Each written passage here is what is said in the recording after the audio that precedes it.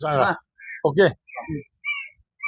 संघर्ष योद्धा मनोज जरांगे पाटलांच्या उपोषणाचा आज तिसरा दिवस आहे. अजूनही सरकारनं योग्य तो मार्ग काढण्यासाठी हैदराबाद गॅझेट असेल, मुंबई गॅझेट असेल किंवा सातारा गॅझेट असेल, आमच्यावर दाखल झालेले गुन्हे असतील याच्यावर सन्माननीय तोडगा काढल्याशिवाय सोलापूर शहर व जिल्ह्यामध्ये लाडकी बहीण योजनेच्या प्रचार व प्रसारासाठी माननीय मुख्यमंत्री आणि दोन्ही उपमुख्यमंत्री येणार आहेत.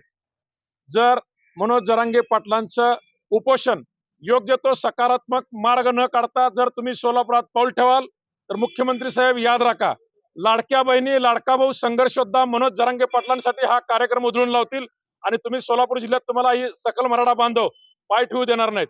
आमच्या आंदोलनाला वर्षपूर्ती होऊन या वर्षभरात 6व्यांदा उपोषण करूनही आमची जर तुम्ही दखल घेणार असाल, 6 कोटी मराठ्यांचं दैवत संघर्ष योद्धा मनोज जरांगे पाटलांचा जर तुम्ही घोर अपमान करणार असाल तर सोलापुरात पाऊल टाकताना 10 वेळा विचार करा. तुम्हाला योग्य